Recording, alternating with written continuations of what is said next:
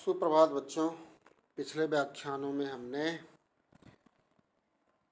शून्य कोटि एवं प्रथम कोटि तथा प्रभाजी कोटि की अभिक्रियाएं क्या हैं, इनका वेग निर्धारण कैसे होगा, इसके बारे में पढ़ा।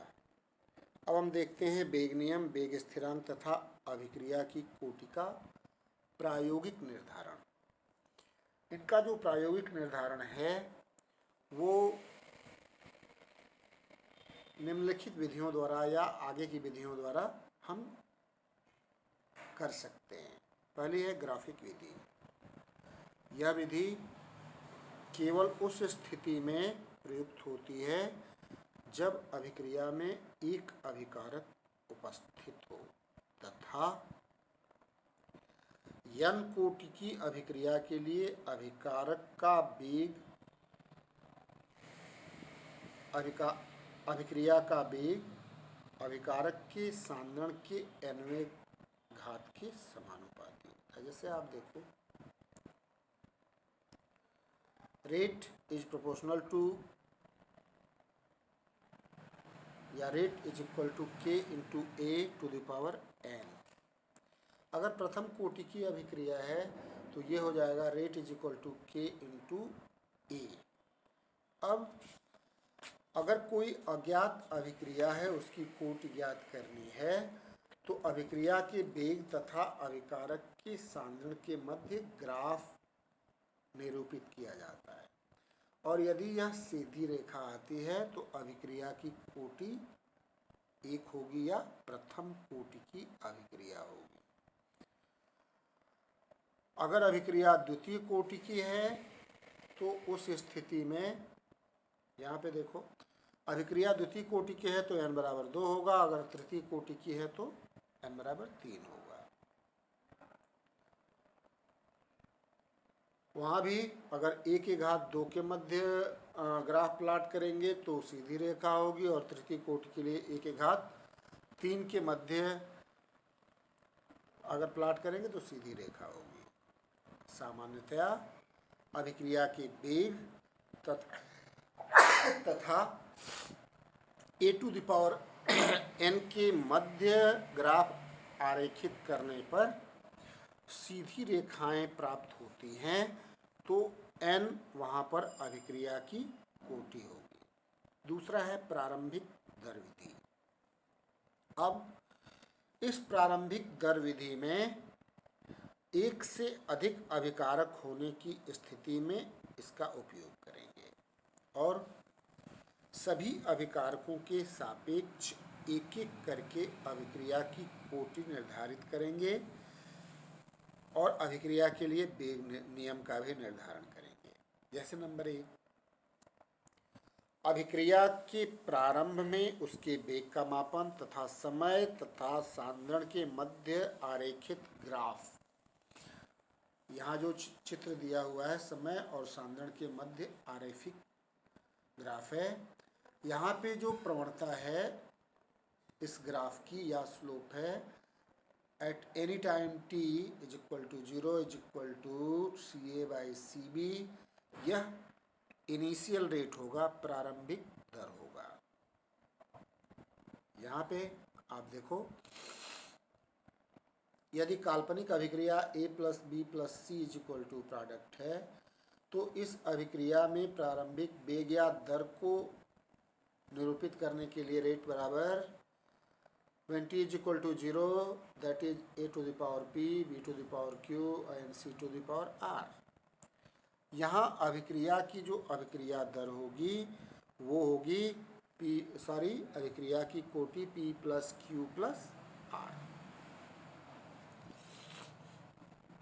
दूसरा, सभी अन्य अभिकारकों के सांद्रण को स्थिर रखते हुए केवल एक अभिकारक के सांद्रण को परिवर्तित करके पुनः वेग का मापन करते हैं। नंबर 3, सभी अभिकारकों के सापेक्ष प्राप्त अभिक्रिया की कोटि का योग करके हम अभिक्रिया की कोटि को प्राप्त कर लेते हैं। तीसरा है समाकलित वेग नियम विधि। प्रथम कोटि की अभिक्रियाओं के लिए जैसा कि नियम दिया हुआ a is equal to a0 e to the power minus kt, या k is equal to 2.303 divided by T log base 10 A0 बटे A, या तीसरा समीकरण k is equal to 2.303 divided by T log base 10 A into A0। अब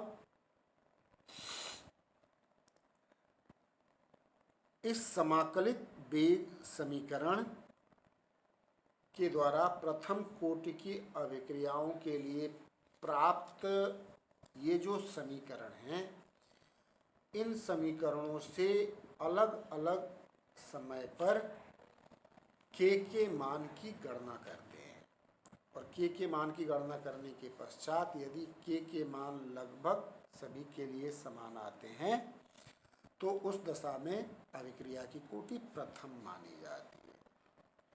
ऐसे ही द्वितीय कोटि की अभिक्रिया के लिए जो समीकरण समाकलित वेग समीकरण है वो है k is equal to 1/t into X बटे a into a minus X, जहाँ k द्वितीय कोटि अभिक्रिया के लिए वेग स्थिरांक, a मोल प्रति लीटर में a की प्रारंभिक सांद्रता और a माइनस एक्स t समय के पश्चात a का मोल प्रति लीटर में सांद्रण।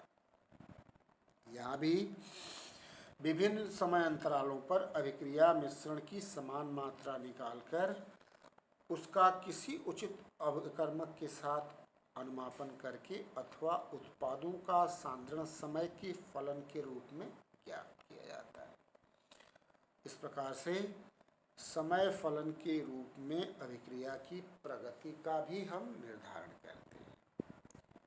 जितने भी प्रायोगिक रूप से प्राप्त मान हैं, इनको समाकलित वेग समीकरण में रखकर k का मान प्राप्त करते हैं, और यदि प्रत्येक सांद्रता पे ये नियत आता है तो अभिक्रिया की कोटि 2 मानी जाती है।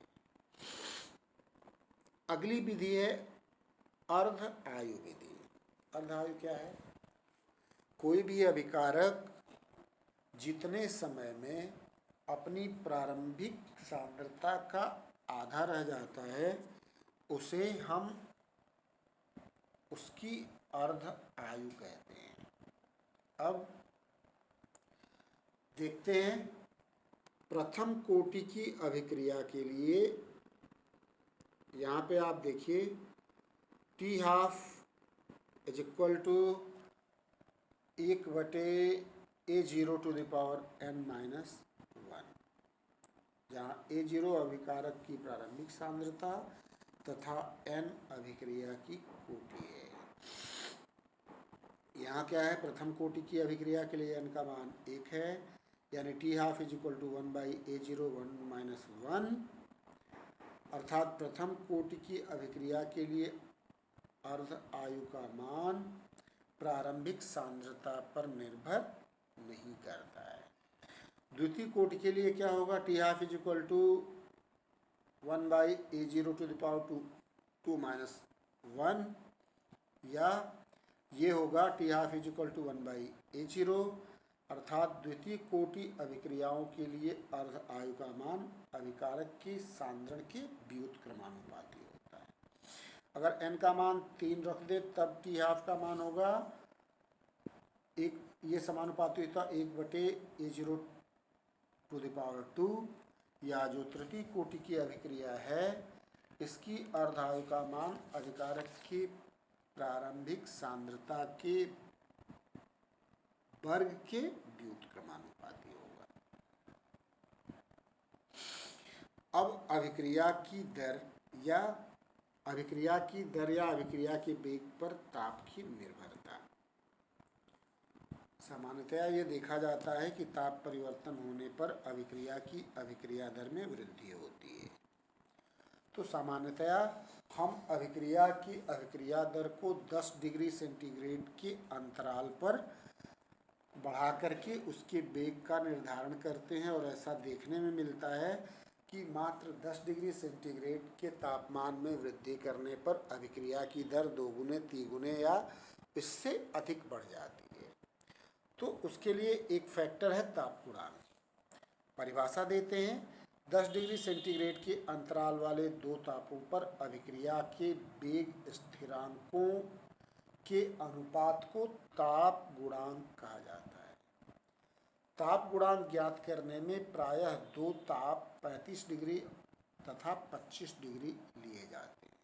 इसलिए ताप गुणांक बराबर के 35 डिग्री सेंटीग्रेड बटे के 25 डिग्री सेंटीग्रेड, या ताप गुणांक बराबर के टी प्लस 10 बाई के टी 0। तो यह है ताप गुणांक। यहाँ पे के टी ताप टी पर तथा के टी प्लस 1 ताप टी प्लस 10 पर अभिक्रिया के वेग स्थिरांकों को निरूपित करते हैं। अधिकतर समान अभिक्रियाओं के लिए ताप गुणांक का मान 2 से 3 के मध्य आता है, अर्थात 10 डिग्री सेंटीग्रेड ताप बढ़ाया जाने पर उनके वेग में 2 से 3 गुना की वृद्धि हो जाती है। जैसे हाइड्रोजन आयोडाइड का विघटन हाइड्रोजन एवं आयोडीन में होता है।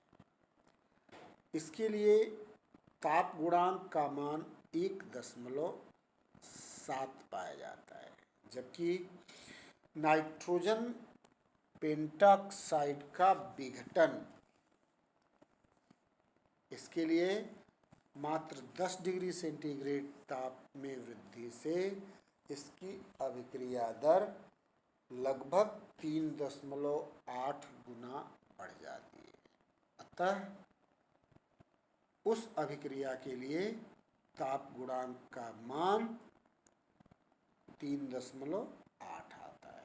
तो ये अभिक्रिया की अभिक्रिया दर को निर्धारित करने की कुछ विधियां तथा वेग स्थिरांक और अभिक्रिया की कोटि के प्रायोगिक निर्धारण की कुछ विधियों का उल्लेख किया गया।